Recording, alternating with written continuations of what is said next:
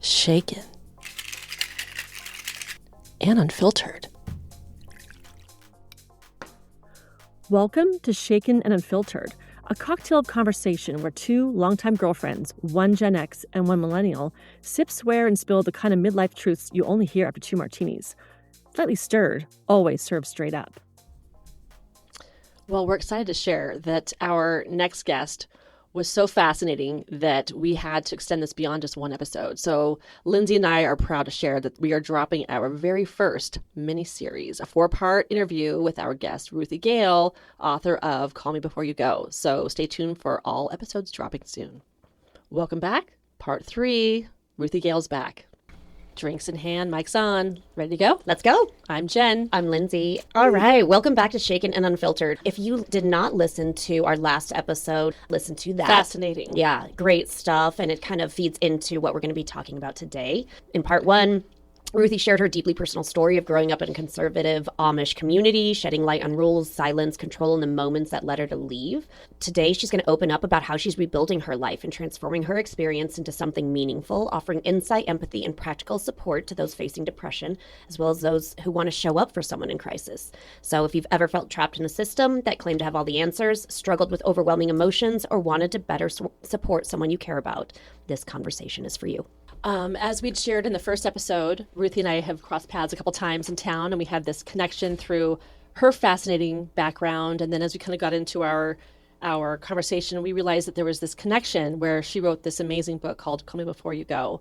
And the connection that we have, which is very timely and appropriate, is I also too have experience with loss and try to help someone who's been in crisis, which is my sister. My younger sister, I actually lost her 10 years ago tomorrow from suicide. And in those 10 years, I was so fortunate to have friends that were there that rallied, right? I also had people that didn't know how to help, right? That wanted to help, that were not sure what to do, what to say. People didn't understand. A lot of people don't understand depression. And that's something that I've had my whole life. My sister obviously had it. And 10 years later, this just feels like such a poignant conversation and such a great tribute to her to speak to someone like you who has gone through this, done the work, and come out of it, and being able to write a book that's really a resource. And your book is fascinating. And I wish I had this book 10 years ago because there's so many pieces of information here that are so relevant to anyone, because we've all struggled, and we also know people who've struggled too and who are in crisis, but we just don't know what to do. So I thought maybe a good point to pick up in our conversation here is when you transitioned out, and then kind of your adult life going forward, and when you sort of kind of see these moments crop up in your life with depression and the trauma that was starting to kind of come back and affect you in your adult life. Well, first of all, I'm really sorry about your sister. I can't imagine how heartbreaking that is to. It was truly the most devastating thing that's happened to me in my entire life. I mean, it just rocked me. But I think, as we were talking about earlier prior to our recordings, that out of the worst times in your life, there is good, there is growth. That's and right. There's so many things and so many gifts that I've been given from that experience. Not that I would ever wish that or repeat that again, but having gone through it, I am a better person. I'm more empathetic. I am stronger, and I hope I can be a better person for other people. And reading your book just embraced all the things that I felt. So your book is just excellent. So I can't wait to get into that. So thank you so much.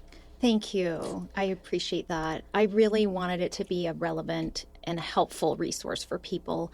When I first thought about writing this book, I always knew I would write a book about depression and my journey with it. And I was talking to a friend in Nashville, Tennessee, and who just happened to be an editor. She ended up being the editor of my book. She's phenomenal. And I was telling her that no depressed person is going to pick up a book. Right. I wouldn't pick up a self-help book when I'm low. Nobody will read that book. And so then I was telling her how I was watching this thing happen after a mutual Facebook friend had passed away due to suicide. She was a mom of 2, I think. I didn't really know her personally, but I had a lot of friends that knew her. And when I went and read on her Facebook wall, they used to call it the Facebook wall. Now it's like just your profile, whatever. I saw just so many comments of people that loved her so deeply but didn't know how to reach her, Right. didn't know what she Or that was she was going struggling. through. That's Yes, same thing didn't with my even sister, know the too. pain. And there was one comment especially that just broke me. And this friend said something like, I would have driven 2,000 miles to be with you if I would have known. Right. And so I was telling my editor friend this, and she said, that's your target audience. It's the friends Yes. who don't know how to help. Right. And I was like, bingo, and they there don't- is my target audience. I have Right. been online. I've looked at all the ways to write a book, and you need to figure out your niche and your your audience and all this Right. stuff. And I would get so overwhelmed. Yeah. And she just, in that conversation, we had a target audience. We had a book title.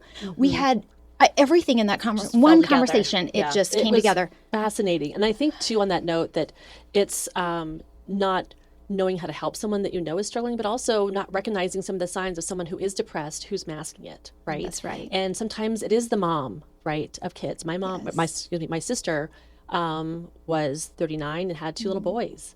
And the best mom ever, had tons of friends. And so from the outside, she was the funny, lively one, hilarious, so smart. And so she had kind of the recipe of why would someone like this be depressed? You can't be depressed. You can't have you're not addicted, or just the cliche things you think of someone who's struggling. But then as we got closer into the depths of her depression, it was evident that she was struggling, but people don't know what to do, right? Right, You right. want to help, but you also think too, I think with friends, you want to help, but you also, how do I find that boundary of helping, but also not feeling responsible for saving? Because that's a huge thing for people who I think are survivors of having lost someone through suicide, is holding the responsibility of like, what could I have done? Or I didn't save them, right? So That's right. It all resonates. That's such a delicate subject, and I approached it in the book with that in mind. I had good friends of mine who lost their brother to suicide, really good family friends of ours, and I asked my friends who were left behind, like, how does this book resonate with you? Because I just have such a tender spot for the people who lost someone to suicide. I think death is hard enough Right. to deal with, but then when you have that rejection aspect of it, and also the helplessness that you literally just watched this person die and you couldn't do a thing about it. Right. And like, did I not see the signs? Did I not do enough? So my heart for the book has always been like, these are things you can do to be there for your friend, or your sister, your family member, but I wanted to make it clear too, and I did write that in the book, that like, you're never responsible for that person's choices. And these are I just want to offer people something besides, you need professional help. Right. You need to go see a doctor. Right. Because I feel like it's 2026. There's got to be more we can offer people. And luckily for me, there was more. And I actually never got admitted to a hospital. I probably should have been several times. For your depression? Yeah. I fought it so hard, and this is part of my mission now. This is why I'm so passionate about it, because I don't know, when someone is that low, they need a friend. They don't need a police officer coming to their door. They need a friend that's going to be like, hey, I got you. Let's go to the mountains. Right. Let's go. And I talk about that in the book quite a bit, like the practical Your things you walks. can do. Get that person out of the house. Don't give them options. You got to kind of like become a little bossy, because they're not in their right mind Right. when they're that low. And then I always say later, when they're in a better frame of mind, talk about it and talk about how can we help you if when this happens again, Right. Right. And because it will. And I think for those of us who've suffered from depression, and I've had bouts of depression as a child and just kind of, cycles of it as an adult too, when you're in a really low place, you don't even know how to describe how you feel. Right. It's so overwhelming. And I kind of describe it as like you're wearing a pair of glasses where everything around you is tinted and you don't know anything else but the shade of what you're seeing. Right. And it's hard to describe what you need when you can't even identify it yourself or really verbalize it. And also, too, people who are well-meaning, who don't understand depression, think it's something, just get over it. Just, it's something that you can control. It's not. It's something that overtakes you. And I mean, there were so many nuggets in your book that I love so much. And one of my most favorite things out of there that I'm going to take with me is learning their love language, right? Because oftentimes like, what can I do? Or call me if you need me, or hey, if you need help. Those people are never going to call you. They're never going to reach out. But it's understanding that person's love language and offering up, serving up the things that you know that are meaningful. That was huge. I was just like, it's something that we can all do very easy without having to put the pressure and the onus on the person who's struggling to try to identify what they need. And to name it. They can't name. You can't name what you need when all you want to do is die. You can't. What were some of those tools that helped you get out or come out of your depressive state? That you mentioned, like you didn't go take medications, you didn't, you hospitalization, all that stuff. You found tools that worked. What were some of those? I did eventually get on one medication, and it was very temporary. I'm fortunate that I did not have to stay on it long. I had a really good doctor here in Fort Collins that I just happened to be able to get in to see her like right away. My husband made the appointment. So that's one of the things I talk about in the book is do the thing for them. Don't say, go see a doctor. Make the frickin' appointment for them when they are that low. And then later, we're going to empower them to make their own appointments. We're not going to do that forever. But when they are that low, you have to do it for them. Like, they're not going to call the doctor. They will not. I would have never gone to that doctor if my husband had not made the appointment for me. And so how did your husband work with you or walk this path with you during those periods of time in your life? Like, I'm sure best intentions. They all have best intentions, right? Anyone who wants to try to help someone. But what was that like for you, for a partner, right, who's married to someone who's struggling too, which is hard? It is, and I want to honor that part of his journey, because I think watching someone who you just are like, you have the world. What are you unhappy about? And I think that was more, he was more from the lens of, like, I always teased him that he had rose-colored glasses on, and he'd be like, well, that's the only way I know to be. Just like the only way I know to be is I see it half full, half empty. I see things that are wrong with the world. I can't help it. At that time, I didn't have any other framework for in the view that I saw the world through was there was trauma, and I would always have these, demons in my closet or skeletons, whatever. So he did support me the best he knew how at that time, and he did good for quite a few of those years.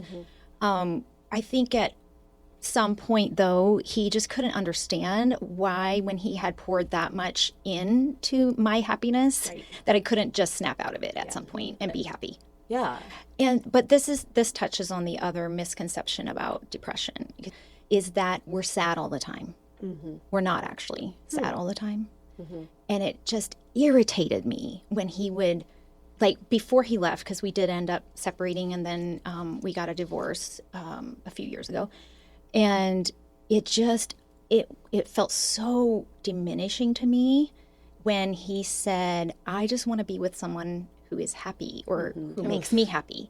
And I thought, I've been happy. I've been, many times in our marriage, I've been happy. And he couldn't see those times. And it really, it just crushed me that he had this experience of me that somehow just negative got trumped by this cloud that did follow me around, and it did show up sometimes in motherhood. I mean, that is a big one. I think a lot of mothers are depressed because we kind of lose our identity when you guys know. I mean, when you have a baby, it takes your whole identity is now mother. Your whole body. Physical body. Isolation. There's isolation because judgment. Maybe your friend group is different all of a sudden. You're having to hang out with other toddler moms, and you don't always really get along necessarily, but you're just surviving. So you're like, well, okay, I guess this is what I have to do. I have to be a part of like mom groups now because like that's the only way to survive this thing. And I mean, I would go on trips with these girlfriends. Sometimes I would go on trips, and I remember just thinking like, they all want to check in with their kids when they're on vacation. And I'm like, peace. I literally finally don't have to worry about a million things that have to do with my husband and kids. thank you, Jesus. Like, I am that's free consensual. for like 2 Consensual amongst seconds. this table here. Thank you, because I literally would be surrounded by moms who would just care so much. They would like constantly be checking in, like with the husband and like, how are the kids? How's so-and-so with how did he do in his test today? I'm like, I really couldn't care less what my kids are doing. I know they're happy and they're safe. right. I They're don't really good. care. Let me just go to San Diego. That's why we're and doing this. Live with the penguins for 2 days, okay? Yes. Like, I don't want to care about that. Right. So, but I thought there was something wrong with me Right. for the longest time because I was not that overjoyed at every single little thing about motherhood. Why do we do this? I don't know. Right. There's a shame I with feel it. like there's a shame. Yes. It's and so, judgment and shame. I think maybe sometimes it's not even like intentional judgment, but we as moms feel shame about the things that we're not doing or that we're doing wrong, or we see our kids as a reflection on ourselves, right? Like maybe like your dad too, right? And it's so heavy on us. Well, and if they're not our world, then what's wrong with us, Right. Right. But that's what parenting is we're renting these kids so that they can get the fuck out. Right. And we still have our lives and ourselves, and we're, you But know. also society is very conflicting in terms of their expectations of women. Yeah. That we should embrace motherhood and want to do all the things and be all there. And then, then it feels like we're being selfish for wanting to do anything outside of that, right? Right. And we kind of, heroize, if that's even a word, being a martyr, right? Yes. Being selfless. For your kids, Being your family. selfless for your family, for your kids, for your time. And that all of a sudden has become championed as success and as a good person, as a good woman, as being a martyr. to a detriment to your health. To Yes. detriment to everyone, right? Because Question, going back to your depression, do you believe some of the trauma that led to that depression, was it because of your Amish upbringing? Or do you No. think it's just I innately don't think so. how you see the world as a pessimist? Or It definitely was later when we were more in that Mennonite culture, the abusive church Gotcha. culture. That definitely affected it. But so I guess that's just like my little Nuance. different. Yeah, that's a nuance there. But because I always say Amish was the best part of my childhood, my growing up, and it really was. But the trauma of kids just not having a voice, like you, and just hearing kids getting abused all the time, it was just normal. It was so normalized. Of course that affected it me. would have to. And so I think the overarching thing that caused my depression is this feeling that I can't really actually show up as myself, my true self in the world. Because that's what you were taught. I can't express myself fully. I can't. I don't belong here. right, being know? vulnerable, Yes. right, and being seen, Being vulnerable, being angry, being being rageful. messy. I needed to learn Right. how to just freaking let some rage out at some Right. point. And unfortunately, I do believe that was unleashed on my family, my husband sometimes, when I didn't mean it at them, but it was your safe was space. just my safe space. And I would just towards the end of our marriage, I was full of rage. And I think that was hard for my husband to deal with at that time, of course. Yeah. But I also just had so much rage from this being so suppressed for so long, feeling like, am I just never going to be allowed to say this thing out loud, like, or to feel it even? There came a point where it was like, I'm not even allowed to feel this way. And that's depressing. That is that's the single most depressing thing is when you come into this world as a brand new baby, you get to be you. And I mean, think about how sad that is that we then as adults have convinced ourselves somewhere along the line, or life or parents have inadvertently taught us that we can't actually be that. Right. And how hard was that when you finally, you had your voice and you were expressing the emotion, and then your husband goes and says, I want the happy version only, right? Right. I mean, I can't, that is just throwing back to that suppression that you grew up with. That's what it felt like. He didn't say that in so many words, but like basically, I just want to be with somebody who's happy. And I'm thinking like, well, I am, but I'm also sad and ragey and depressed and We're all the things. And It's I'm all the parts. I'm also suicidal at this point because of there were some things that he had said recently that I was like, I thought that he might be cheating on me again. And I had legitimate reason for why I was so angry at that time. But yeah, it just is a matter of like, you got to get to the point where you can understand at the core of who you are is this beautiful, magnificent being that is, in essence, I believe, is God having a human experience. And so I now want to live my life that is in accordance to that. Yeah. Like, I've spent the first half of my life being depressed as God on this human earth, you know? Like, how sad is that? Yeah, right.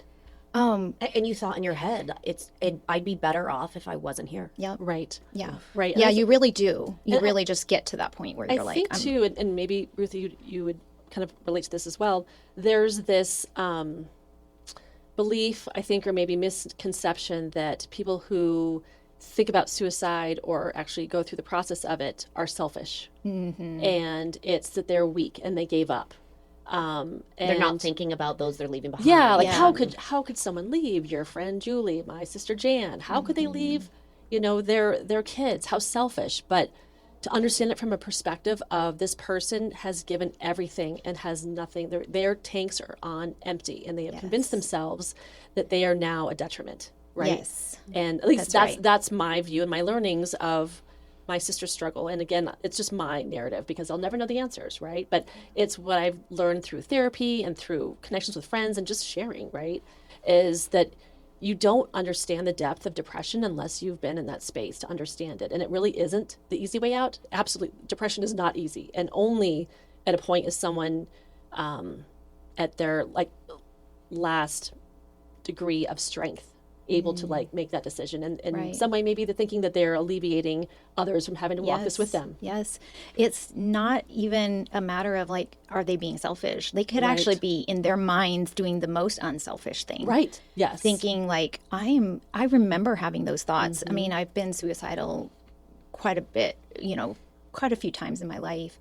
And always it was this thought, even when I had kids, they're better off without me. I'm doing them a favor. Oh, it's just, actually now knowing what I know now, it's just it blows me away that I even was like that or thought that. What were some of the moments that helped kind of pull you from the dark and then inspire you to write the book? And then if you could maybe even just kind of give a summary of your book for people who might be interested. I have it. I love it. I want to give it to everyone I know because there's just so much value and so many good nuggets out of it. Yeah. Thank you.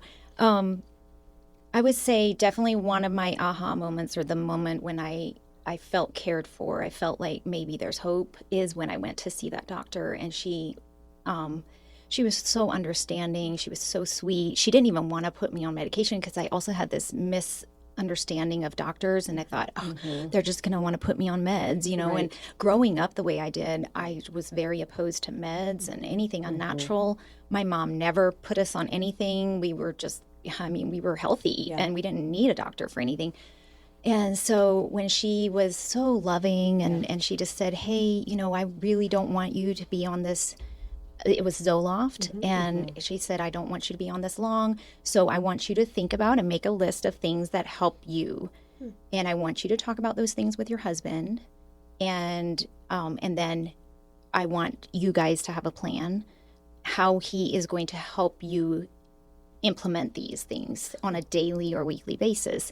I think I did talk about that in the book a little bit, how I started my daily walks. They became priority. Yes. And he did good. He, for the most part, he would prioritize those as well after we had that doctor visit, because he was like, okay, this is serious. I need to make sure that she can do this. So he would come home from work a little early, most days, so I could still get my walk in before dinner. And it gets crazy because then I had little kids. It's you don't get evenings off. No, not at all. So that was definitely one of the moments. And then also in more recent years, since my divorce, I would say I have done the most work. And it's kind of true that you have to hit a rock bottom. You have to lose everything. And it was we were talking earlier how you can't blame it on your partner anymore. You can't blame anyone else anymore for oh, it's because he's not showing up for me in this way. Nope, it's just you. And so now you have to take a good hard look at your own patterns, the way you show up in the world, the trauma you're still holding on to. And that was about 3 years ago. I actually read a book that was life-changing for me. It's called The Power of Awareness. And it's written by Neville Goddard. He's kind of an old school writer from, I think, the 60s. And he talks about how we are what we conceptualize of ourselves is what we will experience in this world. So it all starts and ends with my conception of self. Yeah. And it's really all about awareness. It's really like what we can't help what happens to us, but we can help how we tell that story. Right. So we are the narrators. I am the narrator in my own life. And I had this light bulb moment when I read that book. I actually just listened to it on an audiobook. And it was just so transformative. And I just thought, you know what? I've spent all this, I have wasted this God power within me on being sad, telling the story of me being abandoned and hurt and traumatized. Why not take that power back and use it to tell the story of how I overcame, how I transformed my life, how I got through my divorce, which was a no-no in where I come from. That's like, you do not divorce. So then there's also the shame of that. Like, how terrible could I have been that my Mennonite husband left me and divorced me? Right. So, I mean, we're talking like this goes deep. Yeah. Right. And I just started peeling off all those layers. And I just said, you know what? If I'm ever going to do it, it's now. Yeah. And I'm going to live a completely different life. Yeah. I'm going to stop telling the story of my trauma. And I'm going to start telling the story of how I've overcome the trauma. You've captured that, absolutely. And yeah, Call Me Before You Go. Yeah, so you can find your book on Amazon, right? Yes. We can find you on social media. We can find you on your website, Yes. right? So also to put out there, if anyone is struggling with stress, anxiety, depression, you don't have the lifelines of friendships to connect to, or there's a shame with that. Obviously, there's outlets you can reach in privacy, one of which is texting 988, which is a suicide and crisis lifeline. And you can also visit 988lifeline.org. And if anyone wants to reach Ruthie Gale, Gayle, on all the socials, also ruthiegale.com. Thanks for hanging out with us today on Shaken Unfiltered. Don't forget to follow the podcast wherever you listen so you never miss an episode. We'd love for you to like, share, and drop a comment on our socials. You can find us at Shaken Unfiltered. And if you want more fun, head over to our YouTube channel for drink demos, extended podcast content. Until next time, keep it shaken and always unfiltered. Thanks, Ruthie. Thanks, Thank Ruthie. you, ladies. Cheers. It's been a pleasure. You've been listening to Shaken and Unfiltered with Jen and Lindsay. Catch every episode wherever you get your podcasts and join in the conversation on social at Shaken Unfiltered for strong drinks and stronger opinions. We'll see you next round. Cheers.